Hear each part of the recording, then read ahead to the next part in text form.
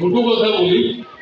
এক হলো আমাদের পুলিশের থেকে, খোয়াই ডিস্ট্রিক্ট পুলিশের থেকে বা আমাদের থানার তরফ থেকে চেষ্টা করছে ড্রাগসের উপর আমাদের সবাই এখানে সবাই অবগত আছে। আমাদের এখানে জিরো টলারেন্স নীতি নিয়ে এগোচ্ছে।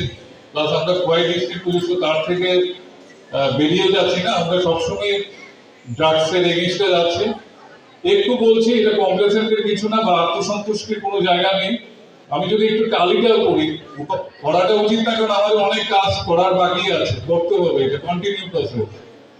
যদি আমরা 2024 আর 2025 যদি আমরা একটু পরিসংখ্যান একটু যদি জালি করি, কম্পেয়ার করি, জাস্ট বলি আমাদের 2024 এ আমাদের এনডিপিএস যেটা বলে ড্রাগ সংক্রান্ত যে কেসগুলি হয়েছে, এর থেকে এইবার যে 2025 তাদের আমাদের রেজিস্ট্রেশনের সংখ্যা বেড়ে গেছে 35%।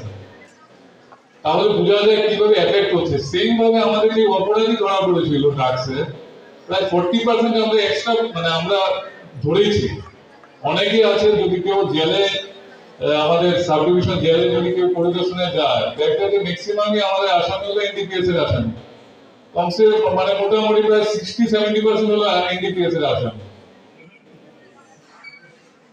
আর যদি বলি টাকার সংখ্যায় যদি বলি, আমাদের 2024 এ ছিল 2 crores এর মতো আমরা এনডিপিএস আর একে আমরা জব্দ করেছি, মাল আমরা এনডিপিএস যে জিনিস আছে